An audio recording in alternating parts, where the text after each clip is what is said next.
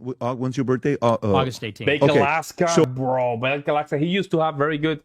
Bake Alaska. He used to have very good debate, and he was one of the few that actually managed to just get what's this dude?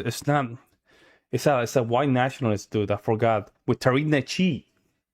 He managed to just get the white. I forgot his name, man.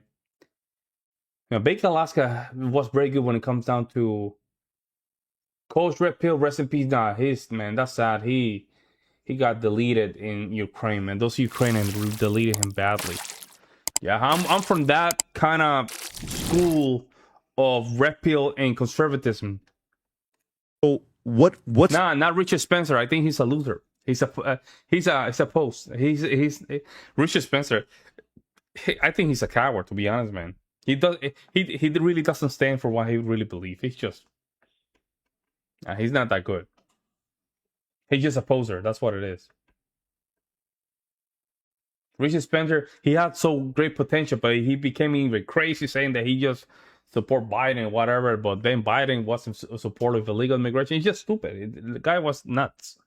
The first emotion you're getting? You're by yourself. She tells you this. Everybody gets blocked. What is it? Is it anger? Is it resentment? Is it I'm going to get him? Is it vengeance? What's the first emotion you're feeling? I was stunned. I was honestly just shocked because, the idea on the right wing is we're the marketplace of ideas. And so nothing's off limits, and you're supposed to bring your best ideas and you debate them out. That's the whole program. Yep. And so to get such a cold and frosty response, it was actually a little disturbing because it's like, I slept over at her sister's apartment. I went to her Christmas party. We hung out. We disagree on this issue, which, by the way, isn't even an American issue. It's not like we had a falling out because I became some communist or anything to do with America. It's because I didn't support a foreign country. And I said, even if we disagree on the issue, we can't even talk to each other or be friends personally. Forget about even professionally working together. I was stunned at how she turned into there was this transformation. And then I got angry, and I would talk about this on my show. I would kind of go on the show, and it made me lean into the issue because I said, clearly something is here. It's being treated differently than other issues. Yeah. Is that, would you say at that time you're how old? 19 years old ish? I was 18. 18 years old. Okay. Up until that time, have you ever been offended the way you were offended by Cassie? At that level, that kind of a pain, that kind of a... I don't think so, no. Okay, so that's the first moment where what do you mean? I'm just being reasonable. I'm just questioning things. What's wrong with that? Why do you not want to have a relationship? Because, so that's the feeling you have at the time. Yes. So you're going in on it. You're getting stronger and more vocal. Who are you, in your mind, are you saying this is because Ben's in her ear? Who in your mind at 18 years old are you saying this is why she flipped? Who are you thinking about? I don't think I was thinking about it in that way. I didn't even really Exactly. Yeah, I don't think that's a good trait. The backstabbing, the calling out name, I don't think that's a good trait. I know you want to expose people, right? I think exposing people is a great tool. But the backstabbing is not good. I don't trust that. Have a concept of in what way they were organized. And by that I mean the pro-Israel lobby or influence operation. I had no mental model of what that looked like. So to me, it just came across as groupthink. To me, it came across as that's a dogmatic plank of conservatism. And I didn't really see it as maybe proceeding from a higher level or anything like that. Got it. So, but are you at the time, are you calling around saying, why did this happen? What was this all about? Are you asking your peers, why are they not talking to me? Was there from that moment to you having some sort of animosity? No, and also, it's just, I agree with you. The Judas and Brutus behavior is not good. You have to understand that politics is just one step at a time, man. But these people want to go from 0 to 100 right quick. They want to go with 0 to 100. We have a system, man. That system that is slow by itself.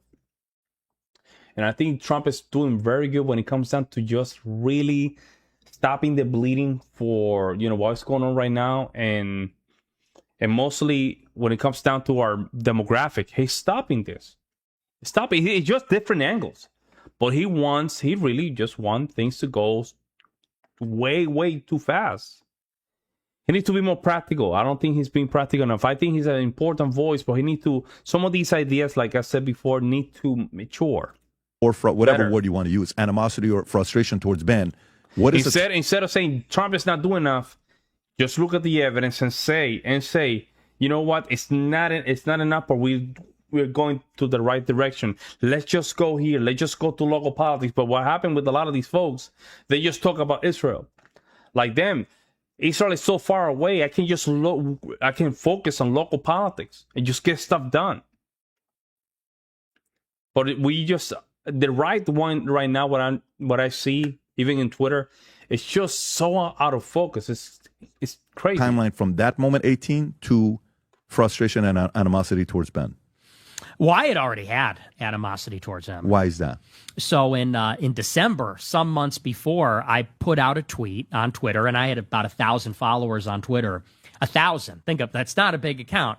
And I tweeted, I said, if you put China over America, you should go to China. If you put Mexico over America, you should go to Mexico. You see where this is going? I said, if you put Israel over America, you should go live in Israel. Shapiro quote tweeted that and said, accusing Jews of dual loyalty is the surest sign that you're an anti-Semite. Had 1,000 followers? Why would he retweet that? Someone must have sent it to him. Does he know anything about you at the time? Like, are you a formidable name in a circle that he would know about you? He had been tipped off about me because Cassie Dillon had filmed this debate I did on campus. Yeah. She live streamed it on Twitter, and he saw it. And she texted him and said, you got to take this guy under your wing. He's unbelievable. He's the next big thing. He's a little Trumpy, she goes, because they hated Trump at that time. Who was their candidate? I know there were DeSantis 2020, but who were they, 2024, but who were they during that time? In 2016, they were for Rubio, Cruz. Oh, Cruz was it back at that time. I remember that. Mm-hmm. Okay.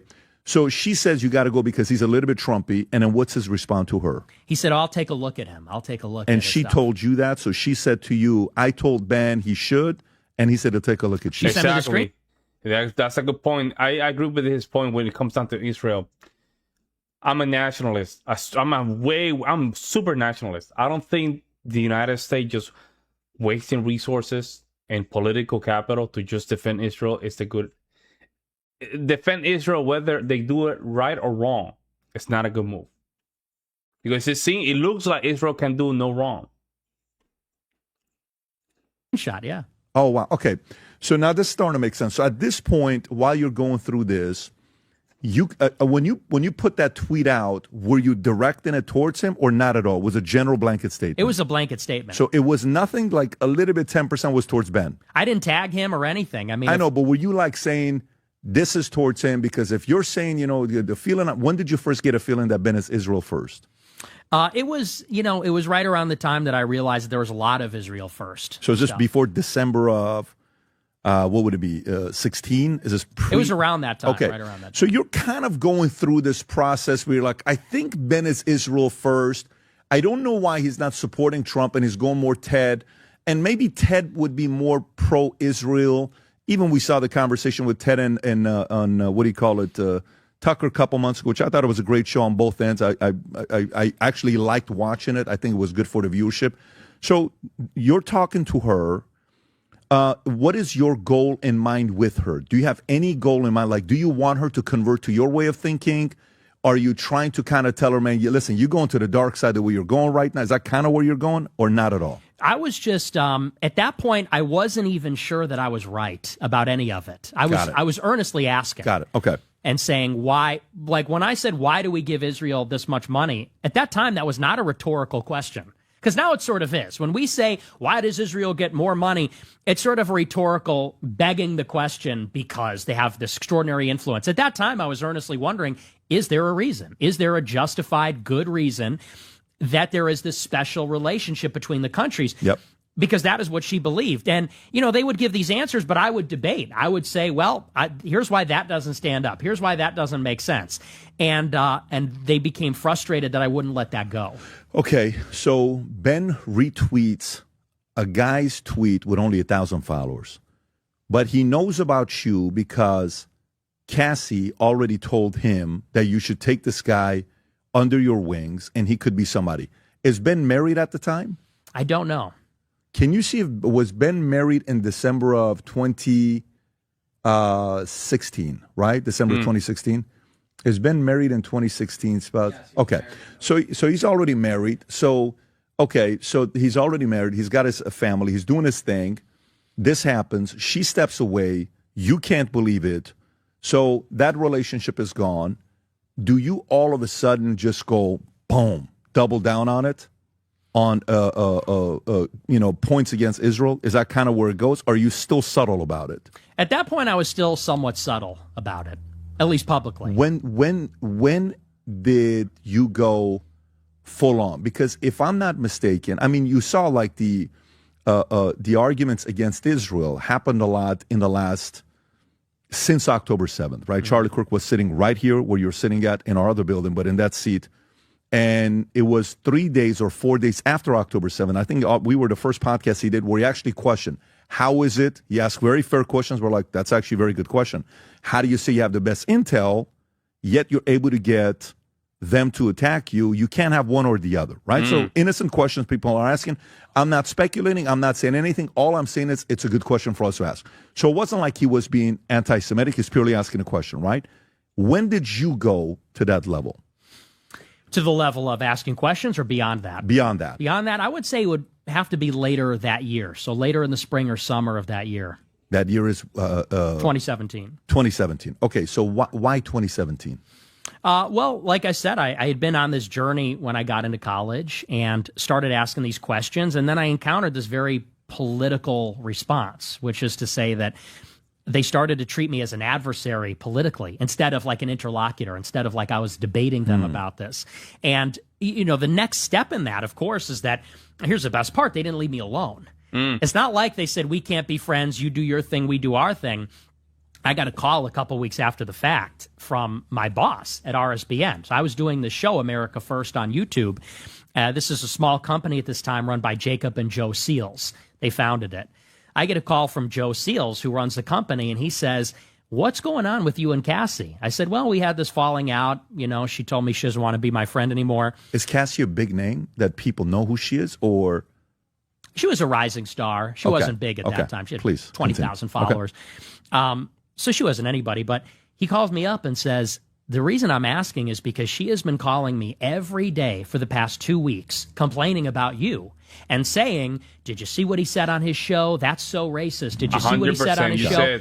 Asking to pull my show off the air. Got it. You said, I think there's a possibility Netanyahu knew about the October 7th beforehand and let it go to try and get the Israel population behind him, as he's not popular there. Yeah, that's what, you're so right on point. I think that's what happened. He knew about it. He said, you know what, this is a good way for me to just get my popularity back and just get back in control. I don't like that guy, personally. I just simply don't like it. But at the same time, if we have Israel, it has to be for the benefit of the United States, not the other way around. I'm okay with that. I'm okay working with Israel, but if it is to the benefit of the United States, that's what it is. That's my position on this. Outside of that, nah. He angered the Hasid by telling them they had to start serving in the military, and he upset the liberals because he was going to dissolve parts of the government into the executive branch. Yeah, there we go. That is crazy, man. Yeah, and slowly Palestine has been dissolved in the last 30 years. To the point there's almost nothing there. And again, I'm not defending the Palestine because these people don't like the United States, by the way. And this is where people like Nick Fuentes gets it wrong. We should not be in a position that we have to defend Palestine because those people don't like the Americans, don't like us. Those people don't like us either. They don't like us. They're Muslims. Not only they don't like us, but they detest the United States. They hate the Western world. They hate what we stand for. For him to just simply,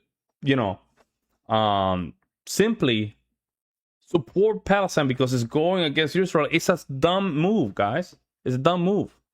Why is it a dumb move? Because basically you're talking from both sides of your mouth. These people from Palestine, we have to bring them here if we support the Palestinians because they have to look for refugees. And then it was a couple months later that the first... Yeah, I don't get it. I don't understand why he's so pro-Palestinian, man. ...tit piece ever was written about me by Media Matters. And I strongly believe, and I believe there was evidence for this at one point, that she sent in a clip from my show to Media Matters for America, left-wing organization. Huh. So what is the worst thing you've said? At that time, what is the worst thing you've said? Have you said anything? You've said some crazy things. I mean, I've read some of the stuff that you said. Half the time, I don't know if you're doing it because you're trying to get under people's skin, if you fully believe it, or you're trolling. I don't know. Could be any of those things. Only you know what you're doing at that time when you're making certain comments. But what is the most vile, extreme thing that some people may say you've said up until that point that's causing Cassie to message Media Matters and others saying, you have to see what this guy's saying? Up to that point, and this was the subject of the article, I was talking about the Muslim ban. And I said the Trump Muslim ban, the travel ban. Yep. I said the First Amendment does not apply to radical Muslims. I said you don't have a First Amendment right to preach Wahhabist, Salafist ideology, that's the theology of ISIS. So you're defending Trump? Yes. Okay. Yeah, I think I saw that in Twitter, and that's why I wanted to react to this. I see. Yep. Yeah, and he said that Israel is a big threat to the United States, the Muslims. This is the most stupid take ever. Stupid. It's stupid. It's just basically talking from both sides of your mouth at this point. Like, don't you see that Muslims are being a threat? Don't you see that these people really don't like Christians? I think it's just a point that because you want to go against Israel so bad that you have to just double down to the support of Palestine. That's the worst thing you've said? That was the subject of the article. That was the worst thing So I'd you've said. not said, so why would she be against that though? She was in favor of that. So then what is she forwarding to Media Matters for them to write? Because she knew Stupid state, immature, very immature. Very mature. This is the point that, listen, sometimes you don't have to take a position. Just shut up and don't take a position. Yeah. Because it's a left-wing. At least with what people don't understand, and this is me, I understand this later on. At least with the Israel and a lot of these people from the hat, you can just take them down by the system in itself. By the system in itself. It will self-correct. But with the problem with the Muslims just going to a lot of these areas that we have in Minneapolis, Dearborn, Michigan, in Dallas, Texas, this is a real problem. This is a problem that you can see and you can point. Yeah, and I don't know why he says stuff like that. That they would use that to try to get me canceled or banned. It would be negative press. And you know this for a fact that she emailed it? I don't want to put anything. You know for a fact that she's the one that reached out to I heard it secondhand, so I don't know what. So we don't know for a fact. We're just saying you're speculating. She may have done that, but you know that the other person that called you saying for the last 2 weeks, you know that for a fact. Yes. That's firsthand. Absolutely. Okay, fair enough. So this happens. This comes back to you. This time around, are you going... If you went from 0 to 20, are you going 20 to 80 or are you going 20 to 50 now? I would say I was going 20 to 50 at that point. So what's the next move you're making when you start hearing this? Well, when this stuff started to happen, I actually was almost going to get fired. They almost fired me for that hit piece. From the from RSBN. Okay, got it. And the funny thing is, I didn't even want to do the show at that time. I was looking for an off-ramp. I didn't want to do the show. I wanted to kind of move on because I didn't get a lot of viewership. But at that point, they were trying to knock me out. So it made me want to stay in the game. This guy that called you, Nick, who was your boss, the RSBN guy, is he a good guy in your eyes? He's a good guy. So you have a relationship with him till today, or you guys don't talk, but you're saying he's a good guy? I haven't talked to him, but he's a good guy. But he's a good guy. Okay, so this is not a bad guy. This is a level-headed guy. Okay. So now you're sitting there, they're thinking about getting rid of you. You're not getting a lot of eyeballs with their show, the platform that they have. It's not performing as well as you think it was. Mm-hmm. What happens next? So they take the show off the air around May 2017. Then they say, well, our fans, they had like a very small, loyal group of followers on their YouTube channel. They said the fans are demanding we bring your show back. They said, we'll make it work for you. You could do it 3 days a week instead of 5, etc. I said, all right. I said, I'll come back. So I did a show in May 29th. That was my comeback show. What happens later, the next kind of big shoe to drop, a lot of people would think it's Charlottesville, because I did wind up at Charlottesville in August of 17, later that in the summer. Yep. But what a lot of people don't know is